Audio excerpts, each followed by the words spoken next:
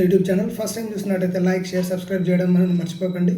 Big Boss season 8 Telugu day 2లో మన నిన్న రాత్రి జరిగిన ఎపిసోడ్ గురించి నేను అప్డేట్స్ వచ్చేసరికి మూడవ చీఫ్ని సెలెక్ట్ చేసుకోవడంలో నిఖిల్ అండ్ నైనిక వాళ్ళిద్దరూ కలిసి యష్మిని సెలెక్ట్ చేసుకుంటారు. యష్మిని సెలెక్ట్ ఎందుకు చేసుకున్నారు అని మన సోనియా సీతక్క ఎవరి మాట నేను వినను అనే విధంగా తను ఛాలెంజ్ చేస్తుంది. ఎవరు మీరు ఎలా సెలెక్ట్ చేశారు మీరు యష్మిని, మీ decision that is not good అన్నట్టు తను మాట్లాడడం జరుగుతుంది. దట్ ఈస్ నాట్ గుడ్ అని నేను అనుకుంటున్నా. ఒక డిసిజన్ని మనం జడ్జ్ చేయడానికి అయితే మన రెస్పాన్సిబిలిటీ, మనకు ఛాన్స్ లేదు. That is not good thing. Unnecessary things వల్ల టోటలీ లైమ్ లైట్లో నేను ఉండాలి, మొత్తం నేనే అనుకున్నదే కరెక్టు, నేను ఏది అయితే అనుకోనో అది రాంగ్ అనే విధంగా తను డిక్టేటర్షిప్ చేస్తున్నట్టు అనిపిస్తుంది. ఈ విషయంలో ఎంటైర్ టీం మొత్తం చెప్తున్నా తను అర్థం చేసుకోకపోవడం, ఆఖరికి బేబక్క చెప్పడం, వన్ మోర్ థింగ్ ఓం ఆదిత్య గారు కూడా చెప్తారు, విష్ణుప్రియ కూడా తను చెప్తుంది కన్సర్న్. తను విష్ణుప్రియ చెప్పే కన్సర్న్ ఏంటంటే ఎవరి ఒపీనియన్ వాళ్ళకు ఉంటాయి, ఆ ఒపీనియన్ని మనం జడ్జ్ చేయలేం కదా. మీరు ఈమె డైరెక్ట్లీ ఎలా పోర్ట్రేట్ చేస్తుందంటే, సోనియా మీరు ఆమెకు కావాలని సపోర్ట్ చేస్తున్నారు యష్మిని అని కూడా స్టేట్మెంట్స్ పాస్ చేయడం జరుగుతుంది. అప్పుడు నైనిక వచ్చేసరికి నాట్ ఓన్లీ నిఖిల్ డిసిజన్, ఇది నా డిసిజన్ కూడా, తనైతే బెటర్ అనిపించింది అందుకే మేము చేసామని that is the concern Nainika కూడా రేజ్ చేయడంతో మన ప్రేరణ వచ్చేసరికి గెలిచిన సంతోషం కూడా యష్మికి లేకుండా తను సోనియా చేస్తుంది అని ఒక కన్సర్న్ రావడం జరుగుతుంది. That is good, not good, right. మనకు ఛాన్స్ వచ్చినప్పుడు మనం చెప్పాలి, కానీ వేరే వాళ్ళు చెప్పిన దాన్ని నువ్వు ఎలా చెప్తున్నావు, ఎందుకు చెప్తున్నావు అనేది that is not good for her. తను బాగానే ఆడుతుంది, but this is not good అని నా సజెషన్. దాని తర్వాత కట్ చేస్తే ఇంకా మార్నింగ్లోకి వెళ్ళిపోతుంది. బిడ్డ ఇది నా అడ్డ అనే సాంగ్తో వేకప్ అనేది స్టార్ట్ అవుతుంది. దాంతో ఎంటైర్ టీమ్ జోష్గా డ్యాన్స్ చేయడంతో గడుస్తుంది. దాని తర్వాత మన నిద్రలో నేను మన మణికంఠ నిద్రపోవడంతో బిగ్ బాస్ హౌస్లో మళ్ళీ కుక్కలు మరగడం స్టార్ట్ అవుతుంది. దాంతో మణికంఠ అనే నిద్రపోతుందని టీం ఫైండ్ అవుట్ చేస్తారు ఈజీగా. తను తర్వాత తనకి వచ్చి లోపల వర్క్ చేయమని అంటారు. ఎంటైర్ టీం కూడా ఆలోచిస్తారు, తను ఒక్కడు ఎప్పుడు ఒక సెపరేట్గా ఉంటాడు అనేది టీం కన్సర్న్ చేస్తారు. కట్ చేయమా. నిద్రతో లేవగానే మనోడు రూమ్లోకి రావడం, తర్వాత రూమ్లో మన సోనియాతో వీళ్ళతో మాట్లాడుతూ ఉండడం, తర్వాత మన నిఖిల్కి గీతోపదేశం చేయడం. నాకు అక్కడ కొంచెం పని అనిపించింది. నీ చెయ్యి ఇలా ఉంటే ఇప్పుడు నీది అప్పర్ హ్యాండ్, వేరే వాళ్ళు వచ్చి ఇలా తన చెయ్యి కింది నుంచి తీసుకొచ్చి వాళ్ళంతటి వాళ్ళు పెడితే నిన్ను ఇలా పోర్ట్రేట్ చేయాలనుకుంటున్నారు అని ఆ కన్సర్న్ అనేది కొంచెం డిఫరెంట్ అనిపించేసింది. దాంతో మన నిఖిల్ కూడా సోనియా డిక్టేటర్షిప్ చేయాలనుకుంటుంది, తను చెప్పింది కరెక్ట్గా ఉండాలి, తను చెప్పిందే కరెక్ట్ అన్నట్టు తను చూడాలనుకుంటుంది. ఆ కన్సర్న్ అయితే నాకు మణికంఠ ఆలోచించిన పాయింట్ ఆఫ్ వ్యూలో కూడా కరెక్టే అనిపించింది. ఇప్పుడు వచ్చేసరికి ఫుడ్ వల్ల ఇష్యూస్ వీళ్ళు రేజ్ చేయడం జరుగుతుంది. ఫస్ట్ మన సీత వచ్చేసరికి నేను ఒక గుడ్డ ఆమ్లెట్ వేసుకొని ఆ బుజ్జి చేసుకుంటాను అక్క అంటే తను వద్దంటుందని మన ఎంటైర్ వీళ్ళతో డిస్కస్ చేయడంతో నా వీళ్ళందరూ వచ్చేసరికి అలా ఎలా మనం చేసుకోవచ్చు కదా, ఒక్కసారి చేస్తాను వంట, మల్టిపుల్ టైమ్స్ చేయడం కుదరదు అని. ఎందుకంటే నచ్చిన వాళ్ళందరూ వండుకోవాలంటే చాలా కష్టం కాబట్టి, ఆయిల్ ఎవ్రీథింగ్ ఈజ్ క్వాంటిటీ ఉంటుంది కాబట్టి దాన్ని బేస్ చేసుకొని బేబకి చెప్పడం జరుగుతుంది. దాన్ని ఆల్రెడీ మన నిఖిల్ కూడా అలాగే ఆలోచిస్తుంటాడు, చీఫ్స్ ముగ్గురు కూడా అలాగే థింక్ చేస్తుంటారు. దాని మీద మళ్ళీ ఎక్స్ప్లెనేషన్స్ అనేటివి ఇవ్వడం బేబక్క అండ్ నిఖిల్ మళ్ళీ వాళ్ళ హాల్లో కూర్చొని మళ్ళీ దాని గురించి డిస్కషన్ చేయడం, అందులో మళ్ళీ స్వాప్ అనే విషయం రావడం జరుగుతుంది. స్వాప్ విషయంలో కూడా ఎవరెవరు స్వాప్ అవుతున్నారు అంటే మన నిఖిల్ అండ్ అభినయ్ అండ్ ఓం వీళ్ళు ముగ్గురు అండ్ పాత వాళ్ళు ముగ్గురు, మొత్తం 6 మంది మేము కిచెన్లో ఉంటాము, రేషన్ వచ్చేసరికి సోనియాకి అప్పు చెప్తాము అని చెప్తారు. ఈ విషయంలో మన సీత వచ్చేసరికి నేనెందుకు స్వాప్ అవ్వద్దు అనే కన్సర్న్ అనేది రేజ్ చేయడం జరుగుతుంది. ఇవన్నీ చూస్తే నాకేమో వీళ్ళు అప్పుడే బిగ్ బాస్ 8 లాస్ట్ వీక్లో మనం పర్ఫార్మెన్స్ చేయకపోతే మనం కప్పు కొట్టలేము అన్నంత డీప్గా ఆలోచిస్తున్నట్టు ఉంది. ఇది ఫస్ట్ వీకే, బట్ ఇంత హెవీగా ఆలోచించాలన్నది కూడా దట్ ఈస్ నాట్ గుడ్. వీళ్ళు సీజన్స్ మొత్తం చూస్తున్నారు కాబట్టి ఇలా ఉండాలేమో అనే కాన్సెప్ట్తో వీళ్ళు ట్రై చేస్తున్నారు. అందుకే చెప్పాలన్నా కూడా ఇంట్రెస్ట్ రావట్లేదు. They dragging very small things also. But ఇప్పుడు వాళ్ళు సెట్ అవ్వడానికి టైం పడుతుంది. But everything is not good, right? నేను అనుకుంటున్నా ఆ పాయింట్ ఆఫ్ వ్యూలో. బట్ అక్కడ కట్ చేస్తే వీళ్ళకి నామినేషన్ ప్రక్రియ స్టార్ట్ అవ్వడం జరుగుతుంది. ముగ్గురు ఎవరిని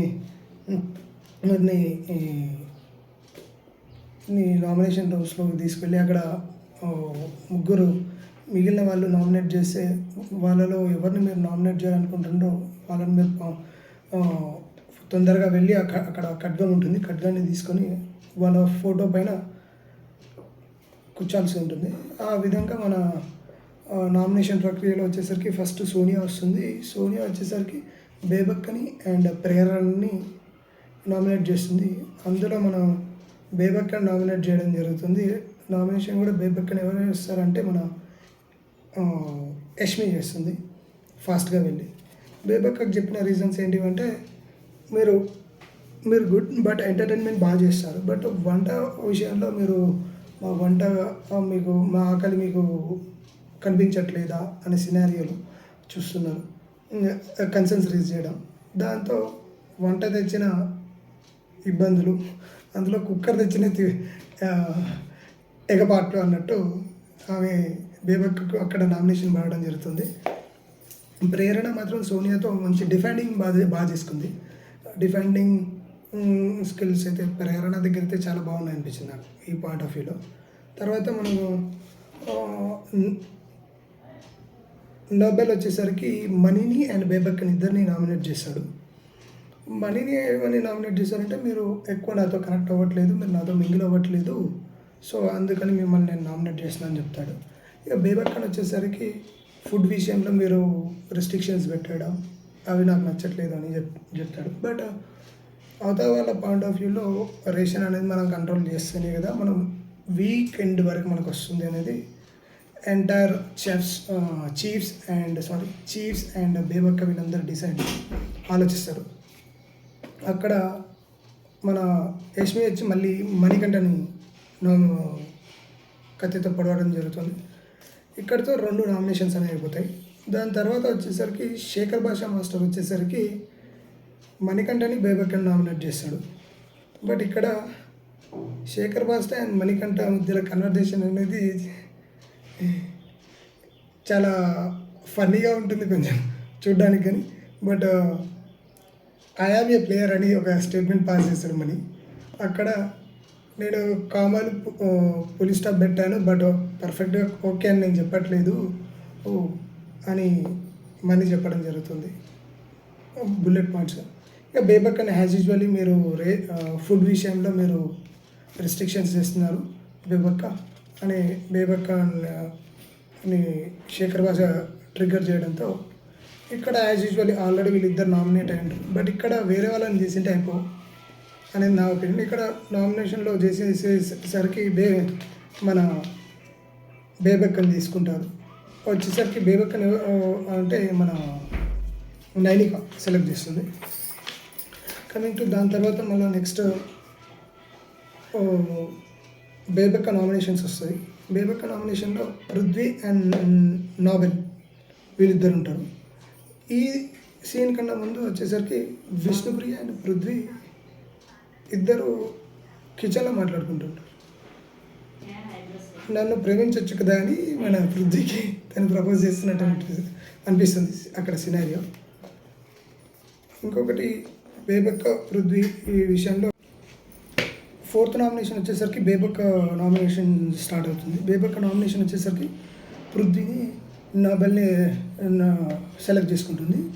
పృథ్వీకి చెప్పిన సినారియోస్ ఏంటిదంటే మీరు మీ కిచెన్లో నువ్వు ఎటువంటి హెల్ప్ చేయట్లేదు, నీ కాంట్రిబ్యూషన్ అంటూ ఏమీ లేదు, మీరు టీ చేసి ఎలా మీరు అడుగుతున్నారు కానీ మీ కాంట్రిబ్యూషన్ అనేది ఏమీ లేదు అనేది బేబక్క కన్సర్న్ రైజ్ చేస్తే, ఇక్కడ మన పృథ్వీ వచ్చేసరికి నేను చాలా వరకు సపోర్ట్ చేశాను అక్క. నేను అడిగితే నేను చేస్తున్నాను, బట్ వాలంటీర్గా అంటే నేను ఎవ్రీ టైం నేను లేను కదా, మీకు అవసరం ఉందా లేదా హెల్ప్ అనేది తెలియాలి కదా అంటే ఆమె ఏమంటుంది, మీకు ఓన్లీ ఇంటి మొత్తానికి కలిపి ఫుడ్ ఉండడం మా బాధ్యత, కానీ మీకు కాఫీలు చేసి ఇవ్వడం, ఆమ్లెట్లు వేసి ఇవ్వడం ఇవన్నీ మా పని కాదు అని తను ఒక కన్సర్న్ రైజ్ చేస్తుంది. దానికి మన కిరాక్ సీత కూడా అడుగుతుంది, తను కూడా హెల్ప్ చేశాడక్క, నిన్న కూడా తను చేశాడు, ఈరోజు తను కిచెన్ టీంలో ఉన్నాడని మన పృథ్వీ చెప్తాను. నేను ఈరోజు కిచెన్ టీంలో ఉన్నాడు, బట్ ఈరోజు కిచెన్ టీంలో ఉన్నప్పుడు కూడా మీరు హెల్ప్ చేయలేదు, నిన్న నేను కిచెన్ టీంలో లేను కదక్క, నేను అందుకు నేను హెల్ప్ అడిగి చేయలేదు అని పృథ్వీ కూడా మంచిగా డిఫెండ్ చేసుకున్నాడు. బట్ ఇక్కడ సినారియోలో మన కిరాక్ సీత వచ్చేసరికి వాయిస్ ఎక్కువ రేజ్ చేయడంతో మధ్యలో తన కన్సర్న్ తను చెప్పనివ్వండి, వాళ్ళ నామినేషన్ కదా అని నిఖిల్ చెప్పడంతో తను కిరాక్ సీత కూడా నిఖిల్తో గొడవ పడడం స్టార్ట్ అవుతుంది.